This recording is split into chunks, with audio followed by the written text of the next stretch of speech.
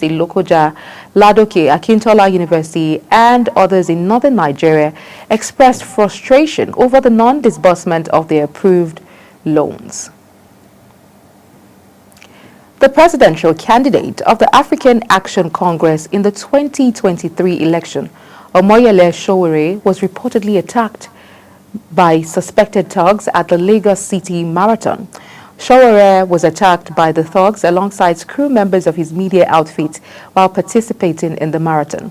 The thugs also attacked some journalists covering the event, injured many of their victims, and destroyed their cameras as well as other gadgets.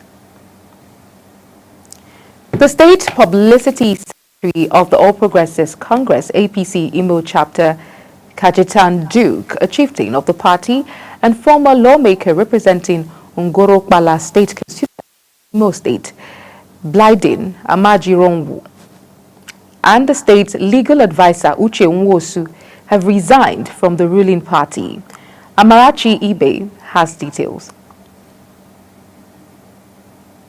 I am grateful for the opportunity to have served the APC Imo State in this capacity, and I appreciate the support, the trust that the party leadership and members have given to me during the term. I am proud of my accomplishment in office and what we did together. No regrets.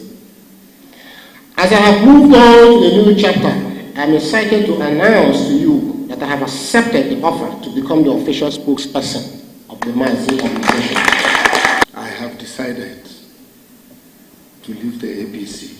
Let me first express my profound gratitude and commendation to our national leader, His Excellency President Bola Ahmed Tinubu, for his leadership ingenuity. To our dear Governor, Senator Hope Uzodinma, for his esteemed support and rare opportunities given to me in different capacities. Of this, I have decided to partner with the Mazi organization, TMO, an NGO that is deeply committed to humanitarian services and improving the welfare of the people. The Tertiary Education Trust Fund Medical Simulation Committee has presented its report at the Tertiary Education Trust Fund headquarters in Abuja. Chairman of the committee, Professor Wale Suleiman, while representing the report, says medical simulation centers are virtually non-existent in Nigeria. Ramsey Enokagbo was at the event for Global Television. The chairman of the committee, Professor Wale Suleiman, and his team came up with some findings in their report, one of which noted that there is an urgent need for all healthcare regulatory bodies in Nigeria to incorporate medical simulation in the education's curriculum of their trainees. He stated that there is need to accelerate the transition to integrated training curriculum in all healthcare institutions. The committee, in its findings, said the newly established Federal University of Health Sciences are uniquely positioned to incorporate innovative education and training modules in their curriculum, such as medical simulation. There's an urgent need for healthcare regulatory bodies to incorporate and accept medical simulation training as a critical component of continuing medical education and proficiency training. There's a need to accelerate the transition to integrated training curriculum in healthcare in all healthcare institutions. The newly established Federal University of Health Sciences are uniquely positioned to incorporate innovative education and training modules in their curriculum, such as medical simulation. The newly established Federal University of Health Sciences represent the best opportunity for incorporation of medical simulation in the education and training of new generation, emphasis on new generation of Nigerian healthcare workers that can compete on the world stage. An example is that worldwide now, nobody uses, most developed world don't use cadavers anymore. They've transitioned to computer-based training, teaching in anatomy and physiology. So that's the one big example that, you know. In addition to the findings, the committee came up with the recommendation that will facilitate the implementation of their report, such as the establishment of simulation centers across Nigeria, medical simulation prototype, programs and equipment in the medical simulation centers, and funding mechanisms. Suleiman, in his final remarks and future direction, emphasized that one of the ways Nigeria healthcare can leapfrog the 21st century health system is through major investment in education and training of more healthcare workers that can compete on the world stage. Innovation. I believe strongly that one of the ways Nigeria healthcare may leapfrog into the 21st century is through major investment in education and training of future healthcare workers. People that can actually compete on the world stage. We're doing very well worldwide, but I think the way to get us there is through this investment in innovation. It's very critical. We can't continue to do the same way of training and expect that we will be able to compete. The second one is digital healthcare, which is telemedicine and remote patient care. Remote patient care is another element of healthcare innovation that will significantly improve access. If you're a great doctor and people can't see you, what's the point? So it's how do you now, for instance, even in my clinic in Lagos, 20% of the chairman, Board of Trustee, Right Honorable Bello Masari, commended the committee for a job well done. They have done and what they have presented. And I think, like you rightly said, this is the future, and our vast and vast future of education and intervention organization. They say the future belongs to those who, I can say, are prepared.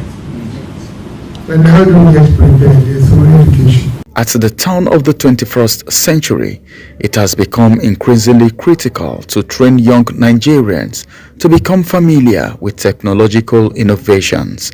Ramsey Enoch Agbo reporting for Global Television.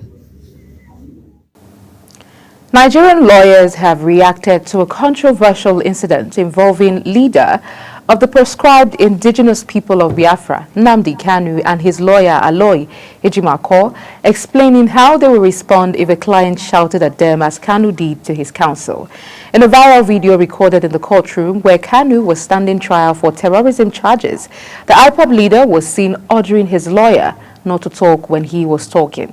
The IPOB leader had insisted that Justice Binta Nyako of the Federal High Court Abuja should not preside over his case, citing her previous recusal. The escalating conflict in the Democratic Republic of Congo will dominate an African Union summit opening on Saturday, with the DRC president absent after Rwandan-backed forces seized the second major city in his territory. The 55-nation body meets in the Ethiopian capital, Addis Ababa, as Africa faces devastating conflict in the DRC and Sudan, as well as U.S. President Donald Trump's cuts to U.S. development aid, which have hit the continent hard. The African leaders represent around 1.5 billion people in a body long criticized for sluggishness, inefficiency, and toothless statesmen. Alumni of the Nnamdi Azikiwe University have commended the institution's decision to expel a student, Chiamaka Godi Mbakwe, who assaulted a lecturer of the university, Dr. Chukwudi Okoye, for disrupting her TikTok video. A video where Godi Mbakwe was assaulting the lecturer surfaced online, generating widespread attention on social media. The management of the university set up a panel on the conduct of the student. The panel found her guilty of misconduct and recommended her for expulsion, which was adopted by the university authorities. Fire has destroyed the Gwadabawa local government area office of the Independent National Electoral Commission in Sokoto State. This was contained in a statement signed by the Commission's National Commissioner and Chairman, Information and Voter Education Committee, Sam Olumekun. The statement says the fire was reported by the Administrative Secretary in charge of the state office, Hawa Kangiwa. Binance top official Tigran Gambaryan insisted that the $150 million bribery allegation he made against 3 Nigerian lawmakers is factual. He added that his post on Friday was nothing but the truth of what took place in Nigeria. Recall that Gambayan had taken to the microblogging site X to name Philip Agbese, Ginger Onwusibe, and Peter Akpanke, all members of the House of Representatives, as the three prominent Nigerians who demanded a bribe of $150 million from him to forestall his arrest and prosecution over money laundering allegations. The claim has since been dismissed by the lawmakers and the federal government. You're watching the live broadcast of the news cycle on Global Television, coming to you from the nation's capital, Abuja. When news cycle returns, Israeli hostages, Palestinian inmates freed in latest ceasefire swap. We bring you details of this as well as business and sports stories right after the break. Please stay with us.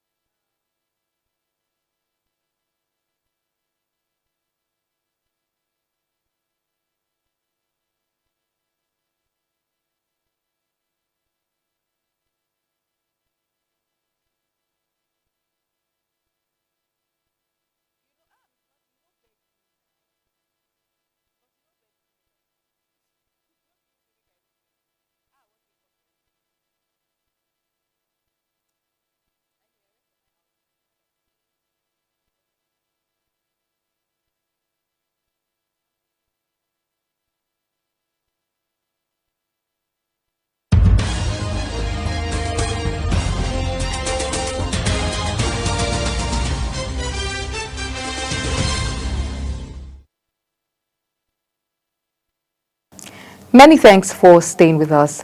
In business, the Kebbi state government has announced a strategy to revitalize the tourism sector. The initiative, spearheaded by Governor Nasir Idris, aims to attract both local and foreign investment by modernizing cultural heritage sites and upgrading traditional festivals. The Special Advisor on Communication and Strategy to the Governor, Alhaji Abdullahi Zuru, disclosed this development during a familiarization visit to the newly established Bayawura FM radio station in Yauri. His visit was part of the government's awareness campaign to drum up support for the renowned Regatta Annual Festival, a signature event hosted by Yauri Emirate Council under the leadership of the Emir of Yauri, Dr. Mose Abdullahi. The Nigerian National Petroleum Company Limited has denied claims that it sells substandard petrol with a high burn rate. In a statement by its spokesperson Olufemi Shonege, the NNPCL says it was reacting to a viral video claiming that its petrol does not last long in fuel tanks. It was earlier reported that a video had surfaced online where a content creator claimed he bought a liter of Dangote petrol from MRS filling station in Alakbere, Lagos at 925 naira and the same liter at NNPC Ojodu Bega at the rate of 945 naira. According to him, the fuel he poured in separate power generators and one running on NNPC fuel stopped after 17 minutes, while the Dangote petrol lasted until 33 minutes. On the foreign scene, Hamas has freed 3 Israeli hostages in exchange for the release of Palestinian prisoners in the latest swap under the ceasefire agreed by Israel and the armed group last month. The three hostages handed over on Saturday are American-Israeli Sagui Dekel Shen, 36, Argentinian-Israeli Yerhan, 46, and Russian-Israeli Alexander Trufanov, 29. In return, 369 Palestinians held in Israeli jails were released. Ukraine's President Volodymyr Zelensky has called for the creation of any army of Europe to guard against Russia, as he suggested the U.S. may no longer come to the continent's aid. Speaking at the Munich Security Conference, he also says Ukraine would not accept deals made behind his country without its involvement after U.S. President Donald Trump and Russian President Vladimir Putin agreed to start peace talks. In a speech in which he attacked European democracies, U.S. Vice President J.D. Vance warned that Europe needs to step up in a big way on defense. Pope Francis was admitted to a hospital in Rome for tests and treatment of bronchitis, the Vatican announced, stating that the 88-year-old, who has been breathless in recent days and has delegated officials to read his speeches, was admitted following his morning audiences. He was hospitalized at Rome's Gemelli Hospital for necessary diagnostic tests and to continue treatment for ongoing bronchitis in a hospital setting.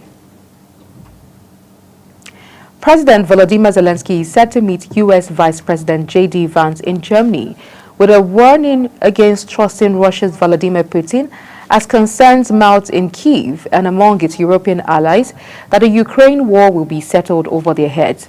The Munich Security Conference starts days after U.S. President Donald Trump and Putin held watershed talks that have shaken Ukraine and America's NATO allies, almost 3 years after Russia launched its full-scale invasion. Trump says he had agreed with Putin to soon start Ukraine peace talks and exchange friendly visits. In sports now, Kenyan athlete Edwin Kwesh has won the men's category of the 2025 Axis Bank Lagos City Marathon. Kwesh won the $50,000 first place prize for the men's category, which is his second after clinching victory in the 2023 edition.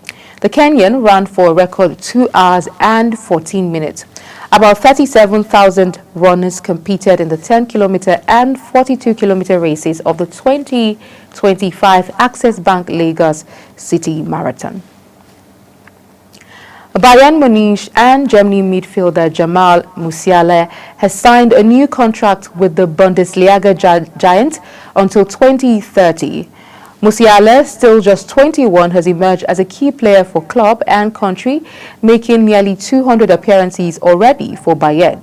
Bayern made the announcement today before facing defending champions Bayer Leverkusen in the Bundesliga. Bayern sits 8 points ahead of second place Leverkusen with 13 games remaining.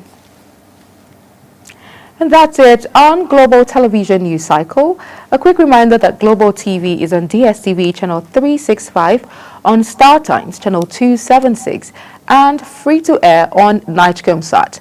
Kindly follow us across all social media platforms using @GlobalTVNG and other handles now showing on your screen.